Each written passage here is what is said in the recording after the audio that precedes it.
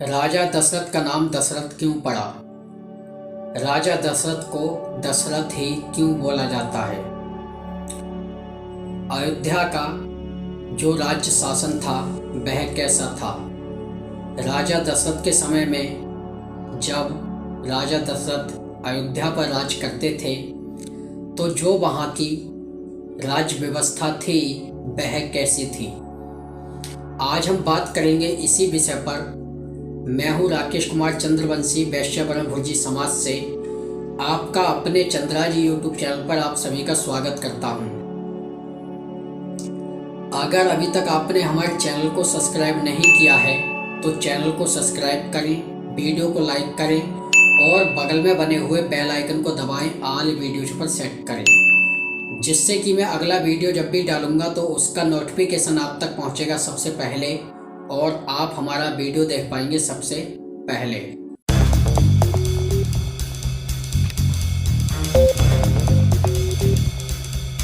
सबसे पहले आप सभी को नमस्ते, जय श्री राम, जय श्री कृष्ण। पहले बात कर लेते हैं कि राजा दशरथ का नाम दशरथ क्यों पड़ा। राजा दशरथ को दशरथ ही क्यों बोला जाता है? दशरथ का अर्थ होता है दसों दिशाओं में विचरण करने वाला। तो जो राजा दशरथ के जो रथ के पहिए थे वह दसों दिशाओं में भ्रमण किया करते थे, अर्थात कि जो राजा दशरथ के जो रथ थे वह दसों दिशाओं में जाते थे, घूमते थे, विचरण करते थे। इसी से उनको दशरथ कहा जाता है। अब बात कर लेते हैं कि राजा दशरथ के समय में जो अयोध्या की राज्य व्यवस्था थी वह कैसी थी। जैसा कि मैंने आपको पिछली वीडियो में बताया था कि पुरुषों में श्रेष्ठ मनु महाराज ने अयोध्या नगरी को बसाया था और वहाँ पर जो द्वार होते थे, जो अयोध्या के मुख्य द्वार थे, वहाँ पर सैकड़ों तोपें लगी रहती थी ताकि वहां पर कोई भी शत्रु आक्रमण ना कर पाए। अयोध्या का अर्थ ही यह होता है जिसको कि जीता ना जा सके।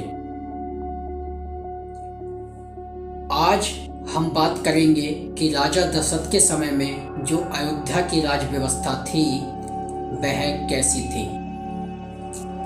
तो वाल्मीकि रामायण में जैसा कि बताया गया है, वाल्मीकि मुनि ने लिखा है, आप वाल्मीकि रामायण बालकांड सर्ग 4 में देख सकते हैं, श्लोक संख्या 3, 4 और 5 में यहाँ पे बताया गया है, उस नगरी में कोई ऐसा पुरुष न था जो थोड़े संग्रह वाला हो। सभी गृहस्थी धन धान्य, गाय बैल और घोड़ों से युक्त थे। अर्थात कि जिस समय राजा दशरथ अयोध्या में राज करते थे उस समय अयोध्या नगरी के जो रहने वाले थे उनमें से कोई भी ऐसा नहीं था जो कि निर्धन हो। श्लोक संख्या 4 में लिखा है, अयोध्यापुरी में कोई भी मनुष्य कामी, कंजूस, निर्दयी, मूर्ख और नास्तिक नहीं था। जो राजा दशरथ थे वो वेदों की आज्ञा के अनुसार चलते थे, अपने राज्य शासन को वेदों के अनुसार ही चलाते थे। वह उनके जितने भी मंत्रीगण थे सभी को वेदों की जानकारी थी। ऐसा कोई नहीं था जो कि मूर्ख हो। और इन्हीं श्लोकों को जो एक कवि हुए हैं जिनका नाम है मैथिली शरण गुप्त, इनके विषय में आपने पढ़ा भी होगा, इनकी कविताओं को भी आपने पढ़ा होगा। तो इन्हीं श्लोकों को देखते हुए 3 और 4 को आगे 5 में भी बताया गया है। तब मैथिली शरण गुप्त ने लिखा है, कौन है ऐसा अभागा ग्रह काहो, साथ जिसके अश्व गौशाला ना हो। अर्थात कि ऐसा कोई भी अभागा नहीं था अयोध्या में जिसके पास में गौशाला ना हो, अश्वशाला ना हो और धन धान ना हो। सभी पुरुषों के पास में जितने भी रहने वाले थे सभी धन धान से परिपूर्ण थे, कोई भी निर्धन नहीं था। आगे लिखा है मैथिली शरण गुप्त जी ने, धन्य धान परिपूर्ण सबके धाम है, रंगशाला से सजे अभिराम है। अर्थात यह व्यवस्था महाराज अश्वपति के समय तक निर्बंध गति से चलती रही। उन्होंने घोषणा पूर्वक कहा कि धन्य धान परिपूर्ण सबके धाम है, रंगशाला से सजे अभिराम है। ऐसा जो कवि हुए हैं ये मैथिली शरण गुप्त जी, इन्होंने ऐसा लिखा है।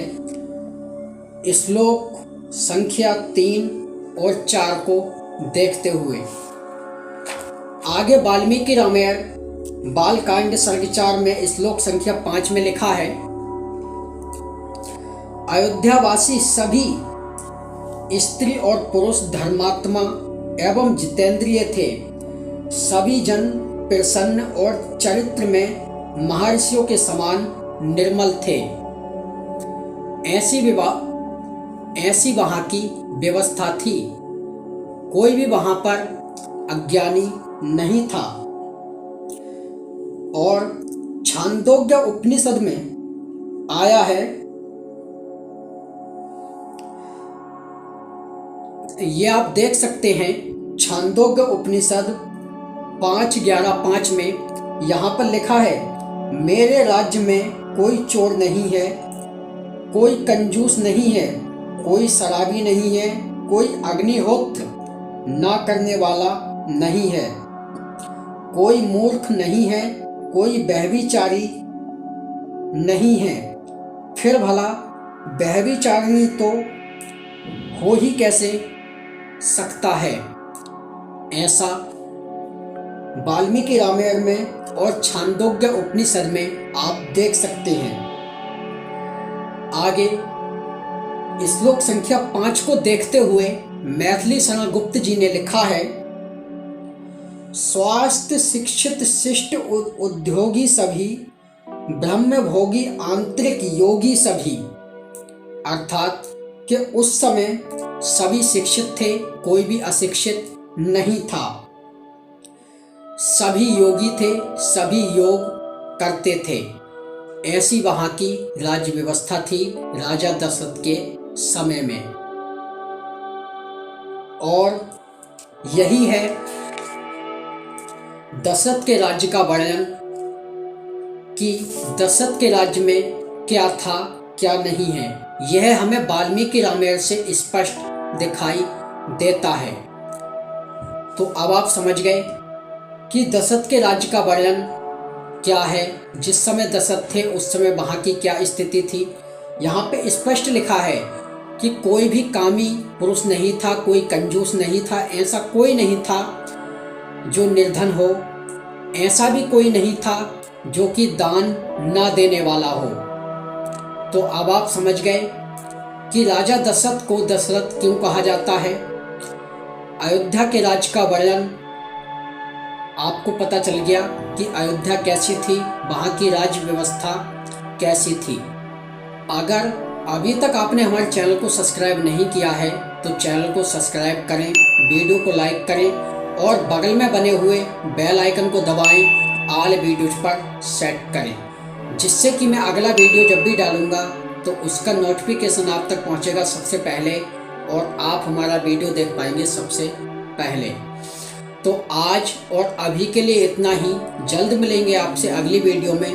तब तक के लिए जय श्री राम, जय श्री कृष्ण और मेरे संग मिलकर बोलें सत्य सनातन वैदिक धर्म की जय।